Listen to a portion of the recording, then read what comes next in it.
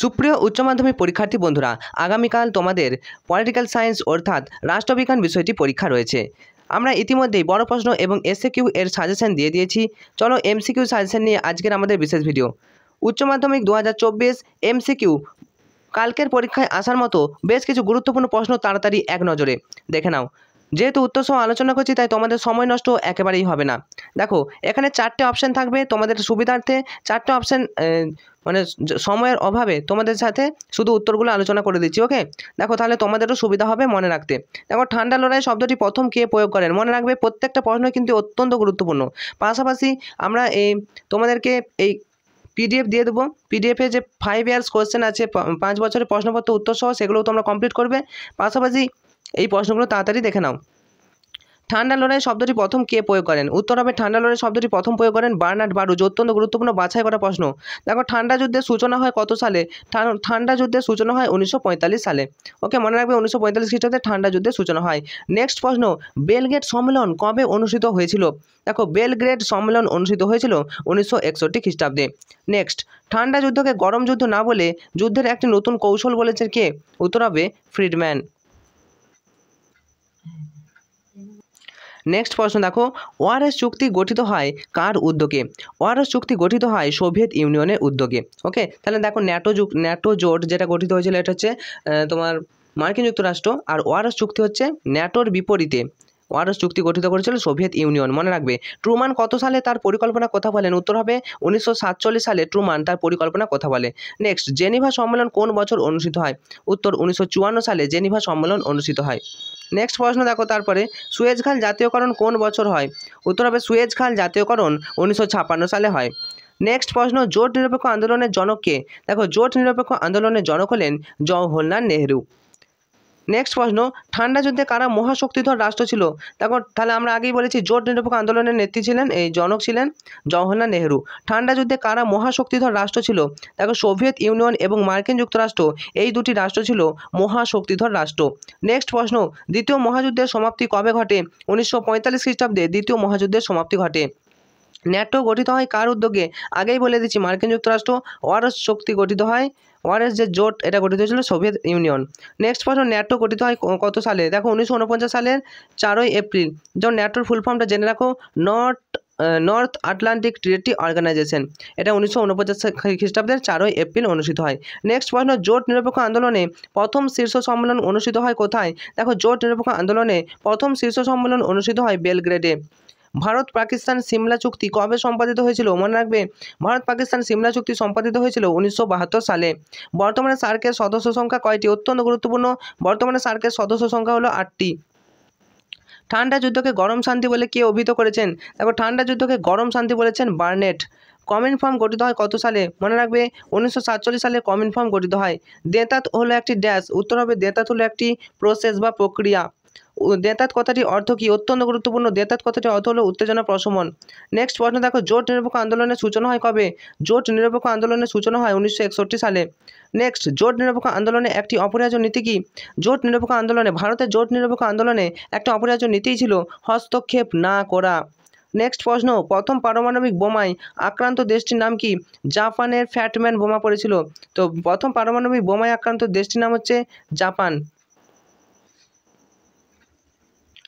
তো ভিডিও পরবর্তী অংশে জানিয়ে রাখি, তোমাদের যদি এটা মুখস্থ না হয় তো তোমরা কি করবে? তোমরা এই ভিডিওটা একবার দেখলে তারপর আর একবার ভিডিওটা দেখে নেবে।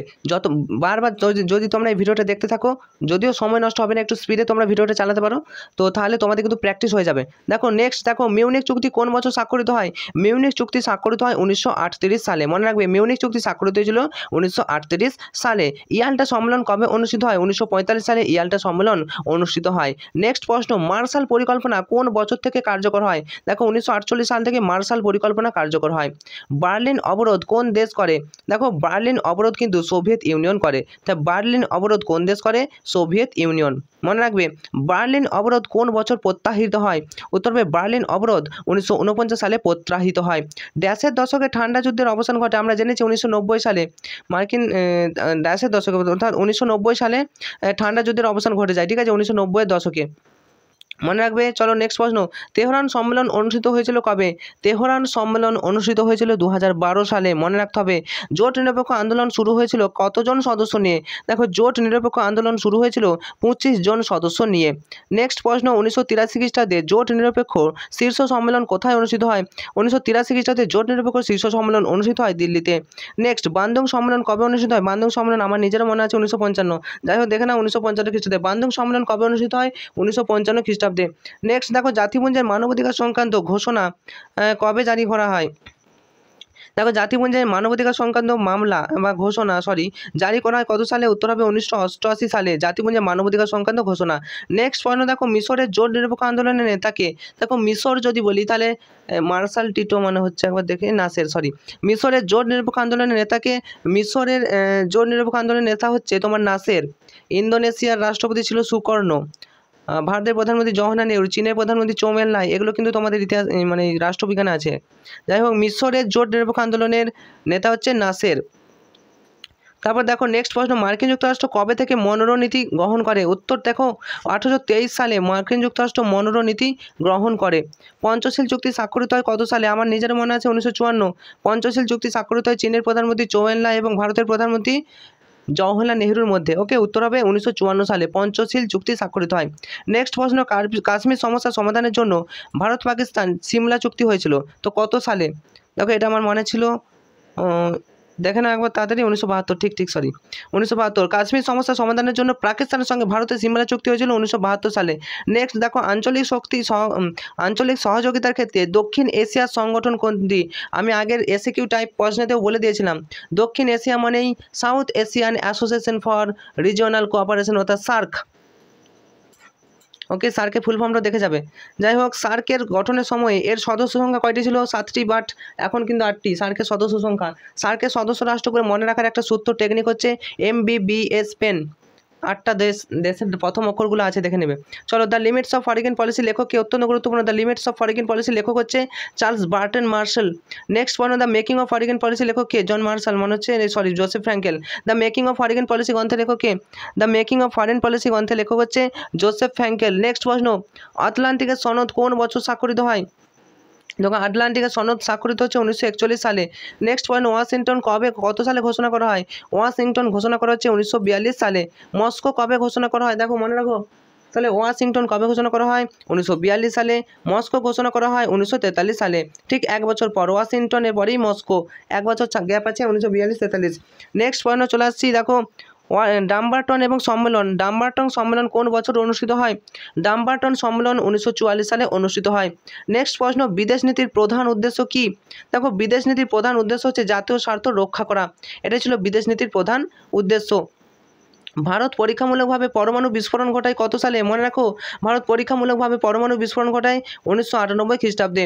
ভারতের পরমাণু নীতির মূল কথা কি? অত্যন্ত গুরুত্বপূর্ণ একটা দেখো, ভারতের পরমাণু নীতির যাই হোক পরীক্ষামূলকভাবে পরমাণু বিস্ফোরণ ঘটায়। মনে রাখো 1988 সালে ভারত পরীক্ষামূলকভাবে পরমাণু বিস্ফোরণ ঘটিয়েছিল। আচ্ছা, ভারতের পরমাণু নীতির মূল কথা ছিল নো ফার্স্ট স্ট্রাইক, অর্থাৎ আগে থেকে আঘাত নয় বা প্রথম আঘাত নয়। কোনো দেশকে ভারত কিন্তু প্রথম আঘাত করে না। এটাই ভারতের পরমাণু নীতির মূল কথা। ওকে, নেক্সট প্রশ্ন, পররাষ্ট্র মন্ত্রণালয়কে বৈদেশিক নীতির মস্তক, পররাষ্ট্র মন্ত্রণালয়কে বৈদেশিক নীতির মস্তক বলেছে কার উক্তি? উত্তর হবে মর্গ্যান থাউ।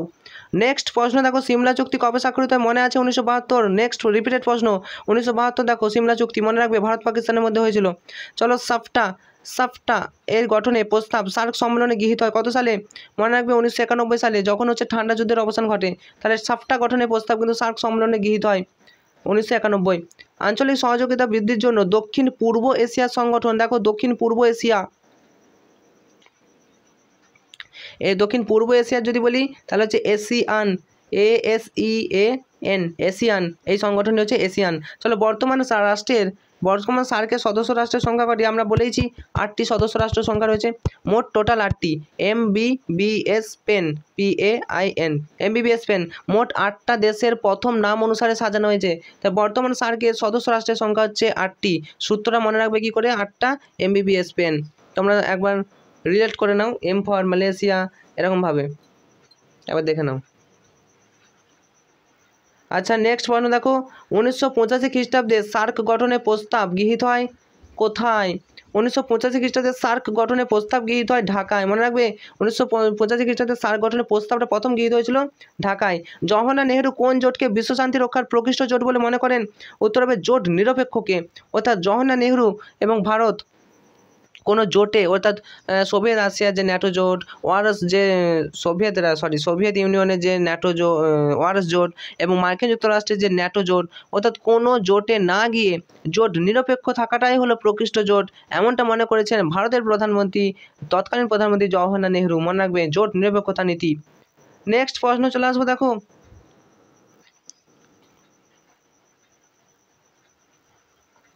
কত সালের মধ্যে দক্ষিণ এশীয় অঞ্চলকে একটি মুক্ত বাণিজ্যিক অঞ্চল হিসেবে গড়ে তোলার সিদ্ধান্ত নেওয়া হয়? কত সাল? উত্তর হবে 2025 সালের মধ্যে একটি দক্ষিণ এশীয় অঞ্চলকে একটি মুক্ত বাণিজ্যিক অঞ্চল হিসেবে গড়ে তোলার সিদ্ধান্ত নেওয়া হয়েছিল। কোন দেশের বাধাদানের ফলে চীন এখনও সার্কের সদস্যপদ পায়নি? ভারত। ভারত এমন একটা দেশ যে ভারত বাধা দিয়েছে বলে চীন কিন্তু এখনও সার্কের সদস্যপদ পায়নি, অর্থাৎ ভারত। দেখো উত্তর হবে ভারত। নেক্সট প্রশ্ন চলো, ভারত ও পাকিস্তানের মধ্যে লাহোর ঘোষণাপত্র স্বাক্ষরিত হয়েছিল কবে? ভারত ও পাকিস্তানের মধ্যে লাহোর ঘোষণাপত্র স্বাক্ষরিত হয়েছিল 1999 সালে। নেক্সট, ভারতের পররাষ্ট্রনীতির একটি মূল বৈশিষ্ট্য কি? অত্যন্ত গুরুত্বপূর্ণ, দেখো মনে রাখবে, এটা পরীক্ষা আসে। ভারতের পররাষ্ট্রনীতির একটি মূল বৈশিষ্ট্য হলো পঞ্চশীল নীতির অনুসরণ। ইউএনও এর প্রথম মহাসচিব কে ছিলেন? খুবই গুরুত্বপূর্ণ একটা প্রশ্ন। ইউএনও, ইউনাইটেড নেশনস অর্গানাইজেশন, এর প্রথম মহাসচিব ছিলেন টিকভিলি। নেক্সট পয়েন্ট, সম্মিলিত জাতিপুঞ্জের সনদের ধারার সংখ্যা কয়টি? দেখো সম্মিলিত জাতিপুঞ্জের সনদের ধারা ছিল কিন্তু 111টি। 111টি ধারা ছিল, মনে রাখতে হবে। সাধারণ সভার বর্তমান সদস্য সংখ্যা কটি? সাধারণ সভার বর্তমান সদস্য সংখ্যা হচ্ছে তোমার 193টি, 193। 193টি ছিল সাধারণ সভার বর্তমান সংখ্যা। আর তার আগে বললাম সম্মিলিত জাতিপুঞ্জের সনদে ধারা সংখ্যাটা ছিল 111টি, আর 193 হচ্ছে সাধারণ সভার বর্তমান সদস্য সংখ্যা। সাধারণ সভায় প্রতি সদস্য সর্বাধিক কতজন প্রতিনিধি পাঠাতে পারে? সাধারণ সভায় প্রতি সদস্য সর্বাধিক কিন্তু 5 জন করে প্রতিনিধি পাঠাতে পারে। এগুলো একটু মনে রাখতে হবে রিলেট করে। দেখো সাধারণ সভায় শান্তির জন্য ঐক্যের প্রস্তাব, আমারও এটা মনে ছিল তো 1950। সাধারণ সভায় শান্তির জন্য ঐক্যের প্রস্তাব, এই প্রশ্নটা বারবার রিপিট হয়। দেখো মনে রাখবে 1950 খ্রিস্টাব্দে গঠিত হয়। আচ্ছা নেক্সট প্রশ্ন, ইউএনও এর মহাসচিবের কার্যকাল কত? ইউনাইটেড নেশনস অর্গানাইজেশন এর মহাসচিবের কার্যকাল হচ্ছে 5 বছর, অত্যন্ত গুরুত্বপূর্ণ। ইউএনও এর সনদে উদ্দেশ্যের সংখ্যা কটি? তো ইউনাইটেড নেশনস অর্গানাইজেশন এই সনদে উদ্দেশ্যের সংখ্যা ছিল 4টি। নেক্সট প্রশ্ন দেখো, ইউএনও এর সনদে কটি নীতি ছিল? উত্তর হবে 7টি নীতি ছিল।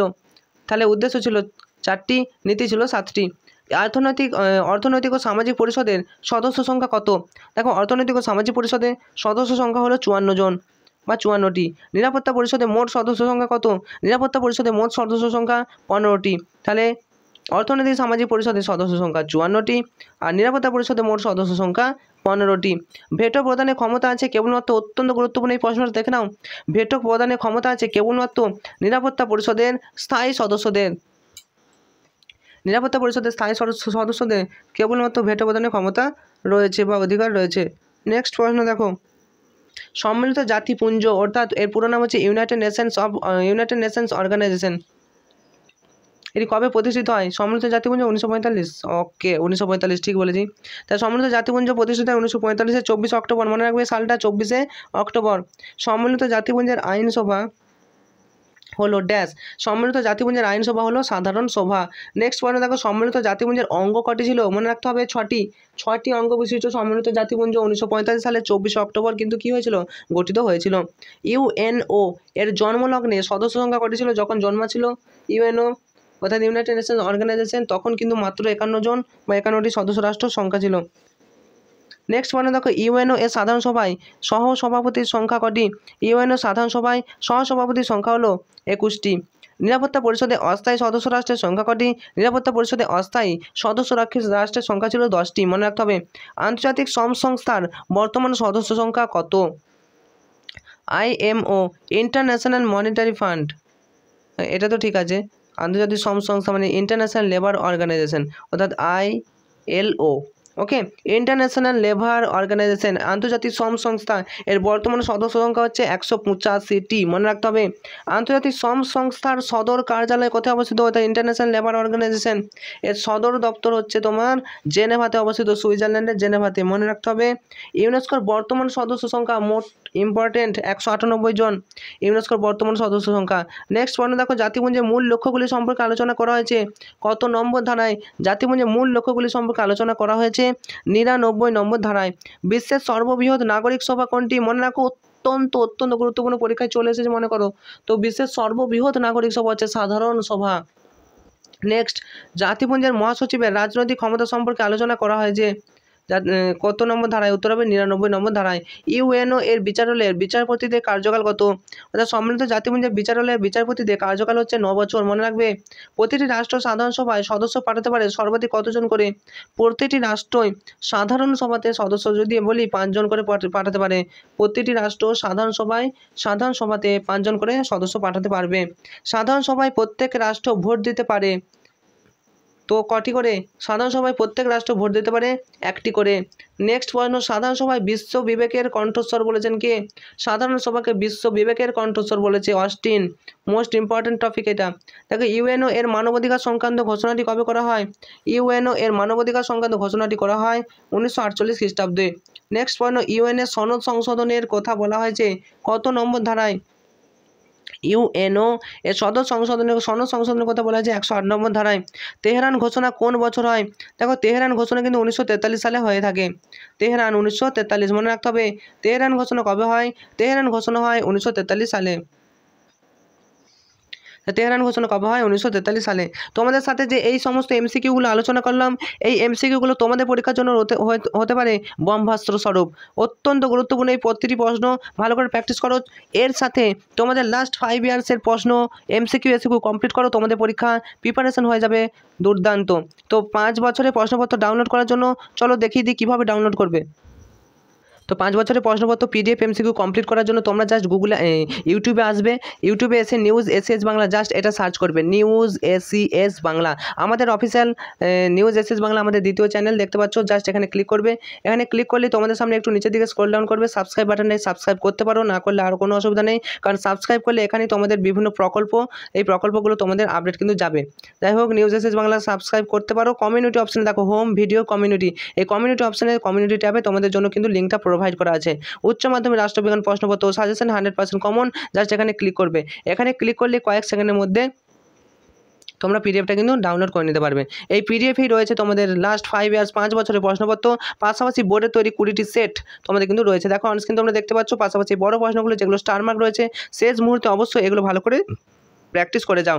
তোমাদের 100% পরীক্ষার সাফল্য কামনা করি।